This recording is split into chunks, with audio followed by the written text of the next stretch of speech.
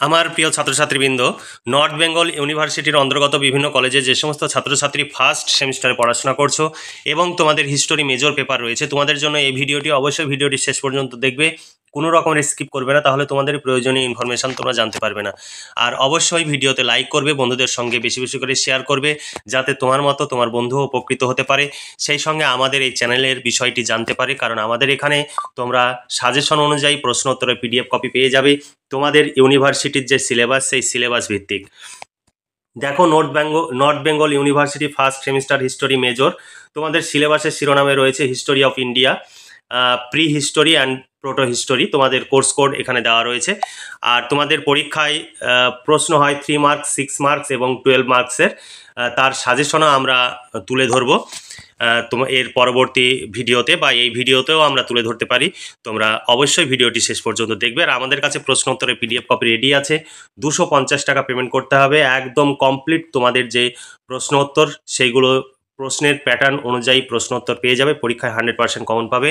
আর আমাদের প্রশ্নের সাজেশনগুলো দেখলেই বুঝতে পারবে একদম তোমাদের ইউনিভার্সিটির যে কোশ্চেন, সেই কোশ্চেন প্যাটার্ন অনুযায়ী তৈরি, এবং এগুলো পড়লেই তোমরা সব কমন পেয়ে যাবে। তাই একদম নিশ্চিন্তে তোমরা এই নোটসগুলো সংগ্রহ করো এবং ঘরে বসে পড়াশোনা করে পরীক্ষার প্রস্তুতি নাও। কারণ এই সমস্ত নোটস সংগ্রহের জন্য তোমরা বিভিন্ন দূর দূরান্তে ছোটাছুটি করো এবং প্রচুর অর্থ এবং সময়ের অপচয় করো। আমাদের কাছে নোটস সংগ্রহ করলে তোমাদের অর্থ এবং সময়ের সাশ্রয় হবে, পরীক্ষায় 100% কমন পাবে, কম পড়ে তোমরা সমস্ত প্রশ্ন কমন পেয়ে যাবে। দেখো, প্রশ্নের প্যাটার্ন কেমন হয় সেটিও তোমাদের এখানে দেওয়া থাকবে। এখানে যেভাবে তোমাদের দেওয়া থাকবে পুরোটাই আমরা দেখাবো, তোমরা অবশ্যই দেখে নেবে। তারপরে মোট নম্বর তোমাদের 60 মার্কের লিখিত পরীক্ষা হয়, অর্থাৎ 60 মার্কের লিখিত পরীক্ষা হয়। সেই পরীক্ষায় কিভাবে মার্কস ডিউরেশন থাকে সেটাও দেখে নাও। গ্রুপ এ অংশের দাগে 3 মার্কের 6টি প্রশ্ন থাকবে, 4টি প্রশ্নের উত্তর করতে হবে, 3 4 12। তারপরে দেখো, গ্রুপ বি দাগে 6 মার্কের 6টি প্রশ্ন থাকবে, 4টি প্রশ্নের উত্তর করতে হবে, 4 6 24। তারপরে গ্রুপ সি দাগে 12 মার্কের 4টি প্রশ্ন থাকবে, 6টি প্রশ্নের উত্তর করতে হবে, 6 2 12।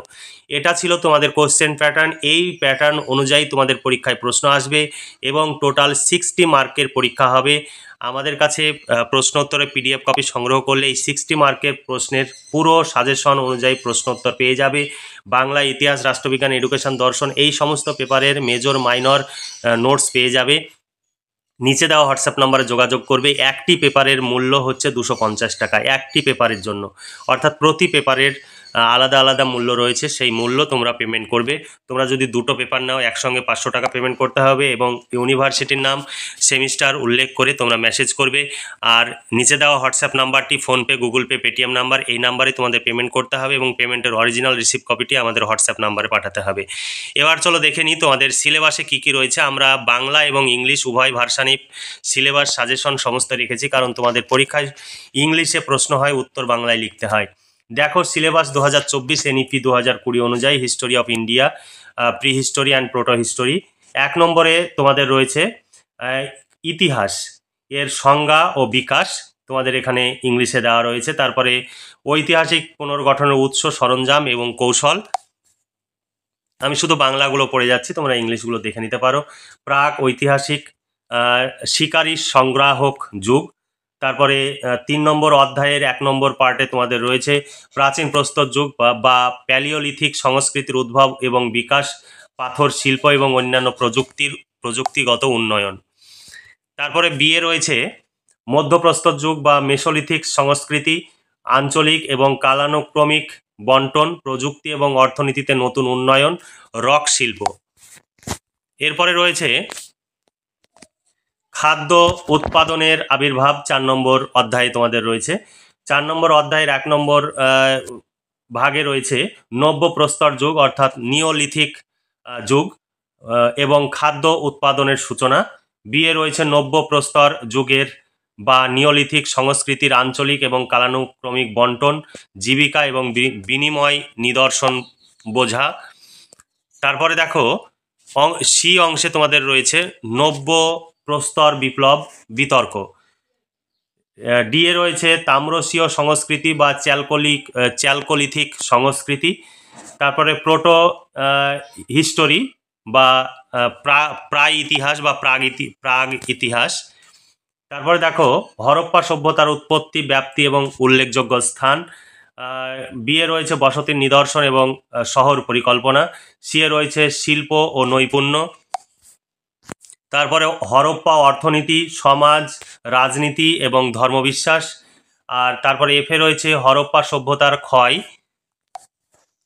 তারপরে শেষে তোমাদের রয়েছে হরপ্পা সভ্যতার উত্তরাধিকার।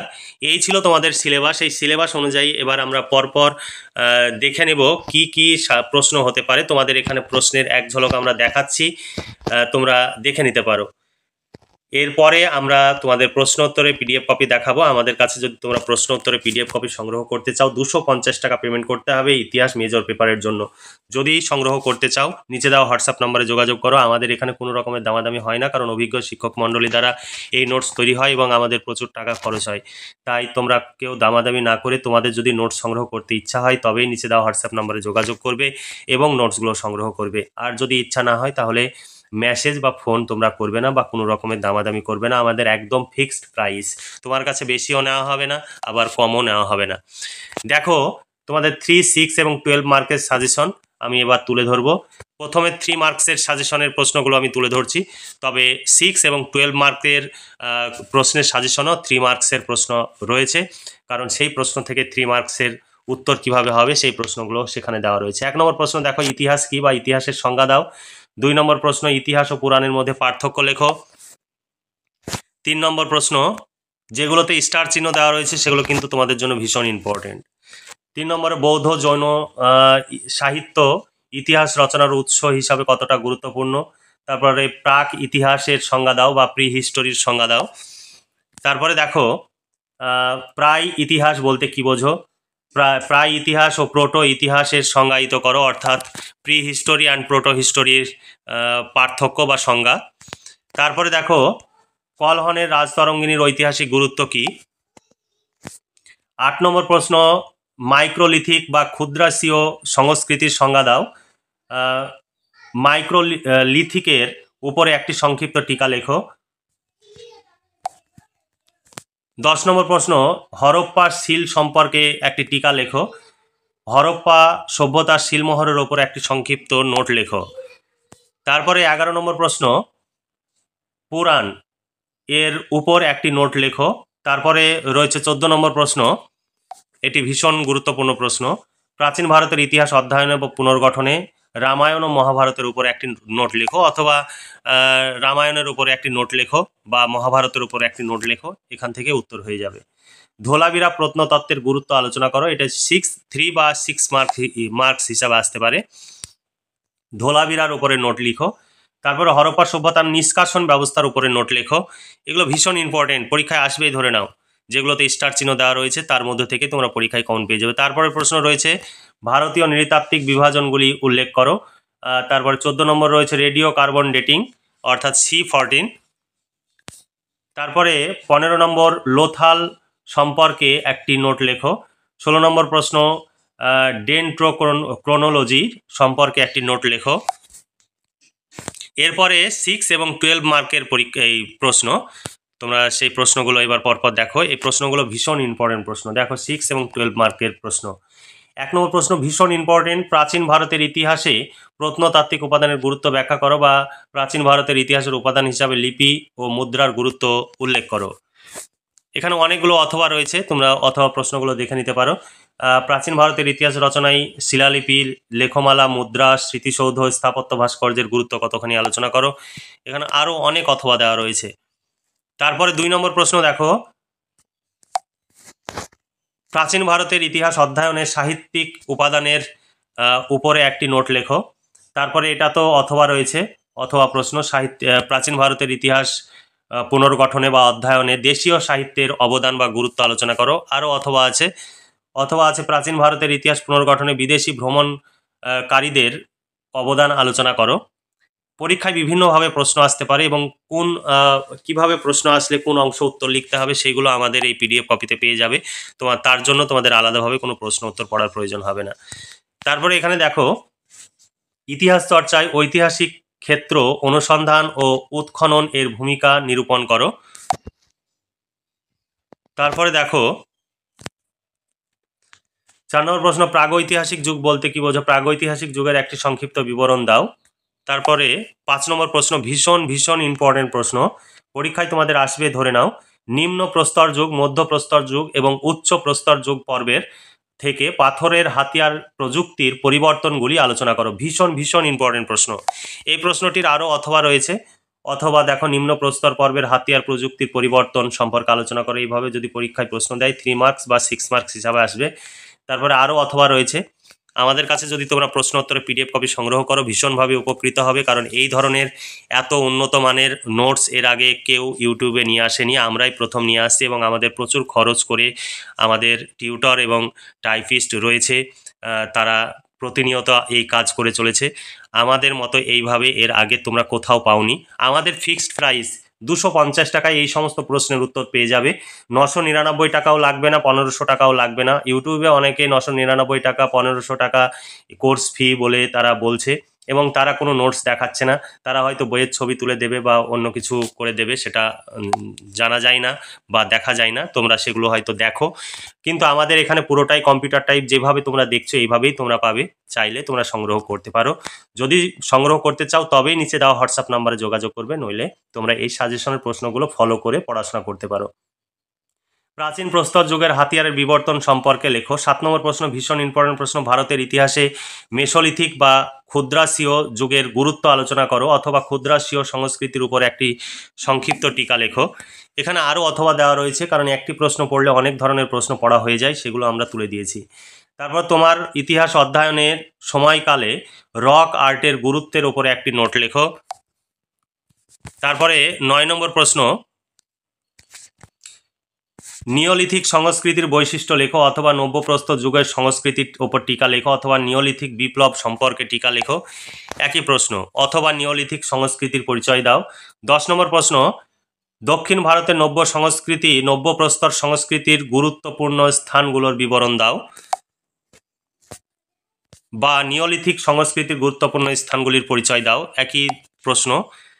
তারপরে 11 নম্বর প্রশ্ন দেখো, ভারতের প্রযুক্তিগত পরিবর্তনের বিশেষ উল্লেখ সহ ভারতের নিওলিথিক সংস্কৃতির বৈশিষ্ট্যগুলি আলোচনা করো।